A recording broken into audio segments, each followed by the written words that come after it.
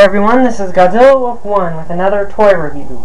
Part 2 of my RPM Megazord set.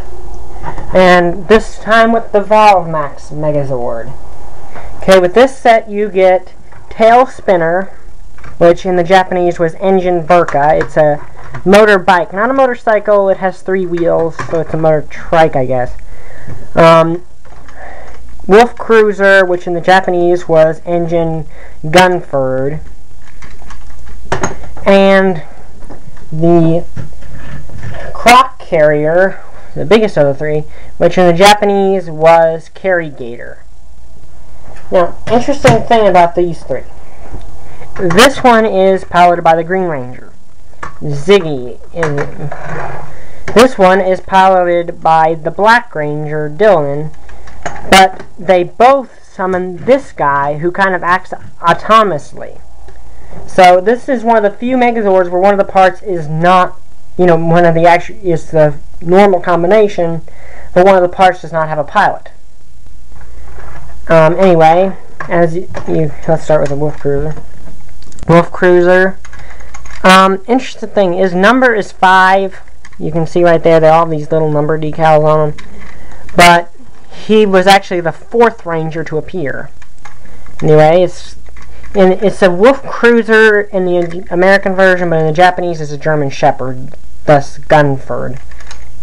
His engine cell would go back in there.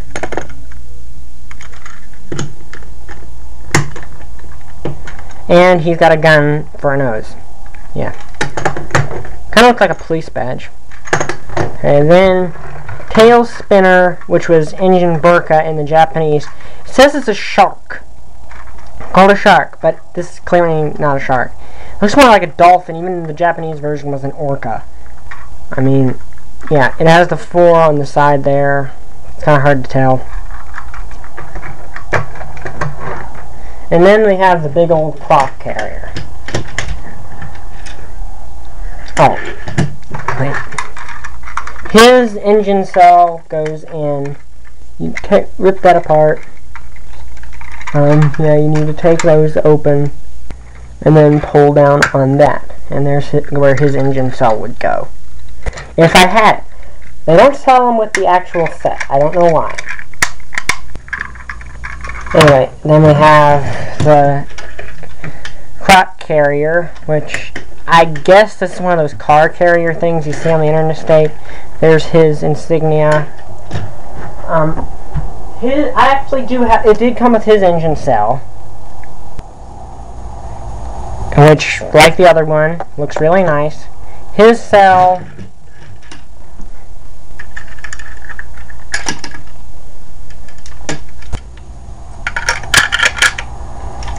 goes right in there. Now you're wondering, Croc Carrier, what exactly does he carry? Well, fold these out, like so. Then you take, and these guys have pegs in their bottom. He has his right there. And they go in like that. And then there's one right there, one right here. And he goes in like that. And there you have Croc Carrier and carrier mode, I guess. And they are on there. They are really on there. I mean, I held it upside down and they don't fall off at least. That's the advantage of this one over its Japanese counterpart. And the Japanese counterpart, which I think was Gunboro, is what it was called in Go-Onger. That figure had no pegs. They were just laying up there, which I can actually show you what that looks like. It's not exactly pretty, but so you have to get them, like, well, that's basically about where they'd be. Yeah, see, that's what it's like with the Japanese. And you end up with Gunford having his nose very close to his tail fin, which probably does not look good on a shelf.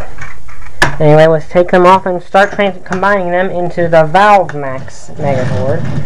First, you take tail spinner, spin him around, and that's something else. In the show, he'll go like that and use his tail as a blade. Then you open him up like so, swing these all the way around and snap them into place there. Done. Then you take Gunford here, or Wolf Cruiser, put his nose out like that, take this part off, then attach it to his head, like a sniper scope. There you do. And now the most complicated, the croc carrier. Okay, first things first, you pull them apart in the middle and just turn them around. You just turn that right around. Yeah. Sorry. But there's pegs there, it just plugs into place. You're going to have to trust me there. And then you pull him up, pull those out like that, and then separate the legs. And I'm out of space already because, unlike this one, all those others do is form the arms. So he instantly goes to being too tall for my camera. There we go. That's better. Now you take this piece here and pull it out. That's going to be his helmet. And then you take the top part and snap it down, like so. And flip this back down. Then you take these parts here, pull them out, and take this guy, pop him into place, take the Wolf Cruiser, pop it into place like so, and then take the helmet and just pop it in. Okay. Yeah, there's a reason it's coming apart there. Trust me, that's normal. And there you have the ValveMax Megazord. Now, where the high-octane Megazord only had really the arms as points of articulation, this guy has more. The arms are not on a ratchet, so they're moving freely. They move freely and smoothly. And unfortunately, on none of the combinations can he turn all the way around on his own. But another thing is, the shoulder joint does have a few clicks of articulation there. And if you do it, and you can move his arm down slightly for different poses, and that helps a good bit, actually.